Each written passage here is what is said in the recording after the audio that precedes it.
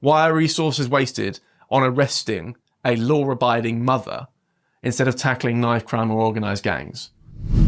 So our mother, Vanessa Brown, 50-year-old history teacher, she was detained and arrested for 7.5 hours. Her crime, confiscating her daughter's iPads to encourage them to focus on their schoolwork. That's right, you heard that correctly. In today's Britain, responsible parenting can lead you to a police cell. I'm Adam Cherry and this is GBN Originals. So on the 26th of March, Vanessa Brown was arrested at her mother's home in Surrey. The police were acting on a report of theft filed by a man in his 40s, believed to be her ex-partner. Officers tracked the iPads to her mother's house, actually arrested Brown on suspicion of theft right there and then. She was taken to Staines police station where she was searched, fingerprinted and then photographed before being placed in a cell for 7.5 hours. Meanwhile, her child was pulled out of school for questioning, and if that wasn't enough, Ms Brown was barred from speaking to her own children under the conditions of her bail. It's quite extraordinary. And after all this upheaval, the police eventually confirmed what any reasonable person could have figured out from the very start. These were her children's iPads, and she, of course, had every right to confiscate them. Now let's just take a step back and consider what this actually means, because this isn't just a case of overzealous policing. I mean, it is in one sense, but I think it's actually emblematic of a broader problem. See, you've got violent crime surging across our cities. Stabbings seem like they're an everyday occurrence. They're in the headlines all the time. Robberies go uninvestigated. Crime is getting worse. And our police force, certainly in this case, is busy arresting mothers trying to parent their children. It's not an isolated incident per se. It's actually part of a broader pattern. The police seem increasingly focused on trivial, or in some cases, politically charged cases, while neglecting what is supposed to be their core duty: protecting the public from real harm. Now, Conservative MP Neil O'Brien called the incident beyond absurd, pointing out the glaring disparity between this heavy-handed response, which is putting it mildly, and the lack of action on actual crimes like phone snatchings. I mean, I can agree with Neil. That's happened to me in the last year. The police did absolutely nothing, despite the fact they had the location of the thief for several days, but seemingly they can bust down the door of a mother for taking away their children's iPads in the space of an hour. Richard Tice of Reform UK similarly saying the world has gone mad. Okay, well, what does this mean for parents across the country? Have we now gone so far that even disciplining your own children can, in this instance, make you a target for law enforcement? I mean, parenting's already challenging enough without the threat of being treated like a criminal for making decisions in your child's best interest. Now, Vanessa Brown described her ordeal, of course, as traumatic, and who can blame her for that? Imagine being treated like a common thief for trying to ensure that your children succeed in school and being banged up for 7.5 hours and not being able to talk to your children. It must have been awful. On Mother's Day, of course, as well, because of spurious bail conditions. The whole thing is just an extraordinary story. Deeply embarrassing, actually. And if it can happen to Vanessa Brown, it can happen to anyone else. It's a good job this has made headlines. Hopefully something can be done about this. And let's not forget about what this case also reveals about police priorities, or even lack thereof. Brown herself noted how quickly officers acted on what turned out to be a false report, while serious crimes often face days or weeks of delay before any response. And then ultimately, I bet you watching this at home will know what will happen. You phone up and they say case closed before you've even put the phone down half the time.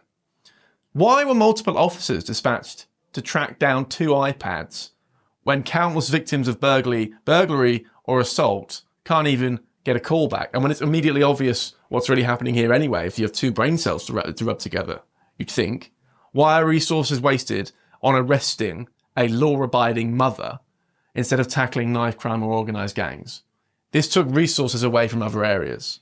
It wouldn't surprise me, they should dig into what other crimes were responded to that day and what the response was. Now, the answer lies in a cultural shift, I think, within some of our policing institutions. This seems to be happening more and more, this kind of incompetence and overzealotry. It's a shift away from common sense. And it reeks to me of performative overreach. In fact, as Harry Miller of Fair Cop put it, they repeatedly overreach and seem to have taken it upon themselves to become social engineers. So where does this leave us? Well, okay, for starters, Surrey Police obviously owe Vanessa Brown more than just an apology. Now, beyond individual accountability, we need to look more systemically at this. I think policing in Britain needs to return to its foundational principles, serving and protecting the public without fear or favour. That means focusing on real crimes, not meddling in this sort of stuff and making really, really stupid mistakes. Like I keep saying, Surrey Police have borne a real cost out of this already, and quite rightly so. So how do we get here? How do we become a nation where responsible parenting is somehow criminalised? Now, obviously, police do a very difficult job, and most of the time they try to do their best. I totally agree with that. But it does seem like there are certain cases here where greater oversight is required, and they need to think more. They need to be smarter, I think. Right, well, joining us now is producer for the Battle of Ideas and free speech advocate, Mo Lovett. Mo, I mean, I'm not even sure I'm surprised anymore, really. So now it's against the law, is it, to confiscate your own child's iPad? Well, I think you make the point there, Emily, about the fact that you're not even surprised. But let's think about this with a bit of empathy for this woman, 50-year-old mother and teacher, history teacher, confiscates a child's iPhones. A man in his 40s reports them as stolen. She's then subjected to actually a 24-hour ordeal from the moment she was arrested till finding out there'd be no charges. 24 hours in which she was fingerprinted, she was searched, and she was given the custodial photographs. This is an innocent person who's been through this horrible ordeal, and she was even set bail conditions that might have prevented her from seeing her children on Mother's Day.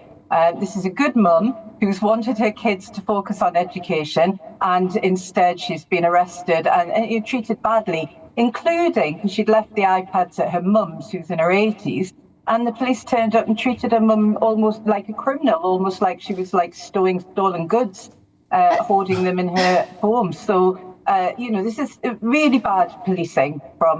they never helped me when I've lost my iPhone. Well, this is what I was about. The bonkers thing about this entire story to me seems that, when I had my iPhone nicked in 2018... And what did it become? Just another crime number. You speak to anyone who's had any device of theirs stolen. I've got a friend who had a laptop stolen from outside a pub. You might want to say to him, well, hold on to your laptop a bit tighter. But I mean, these things happen. Not the point. And you can go to the police with a pinpoint GPS locator, flashing blue. This is where my stolen item is. And more often than not, the police will say, nothing we can do about it. And yet, when it's a quiet suburban neighbourhood with a single woman living there, they'll do it. I wonder if too often the police take up the easy cases rather than going to the more dodgy areas. Yeah, I think you've got a good point there as well. There is a pragmatic reason why these cases keep appearing. It's easy policing, isn't it? It's not dangerous. The streets are more dangerous today, perhaps because we've got less policing in the right areas. But it's also ideological as well. We do see, I think we have to admit the sorry fact that we have a police force who don't understand the law in a lot of cases. We've seen this time and time again with non-crime hate incidents, let alone the rule of law, which ensures that we all get treated, with due process and fairness and equality. And you can see that this is, our criminal justice system is, it's under strain because of this ideologically driven policing. And the criminal justice system and policing, they rely on trust, and I think we are seeing now more and more people, the trust is breaking down between the state and its various institutions. And I think we have to take a good long look at what's happening in those institutions. Yeah.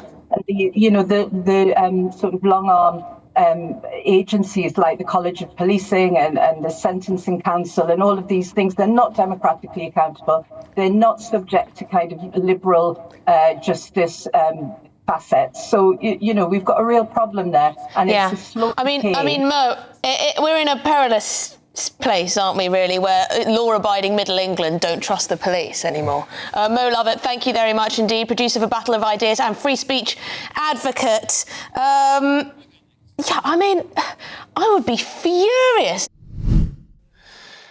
Anyway, another happy story for you. Thanks for watching in any case. This has been Adam Cherry. Don't forget to subscribe to the GB News YouTube channel. Let us know your thoughts on this case, because if there's one thing we still have left, it's our voice. Let's use it. Thanks for watching.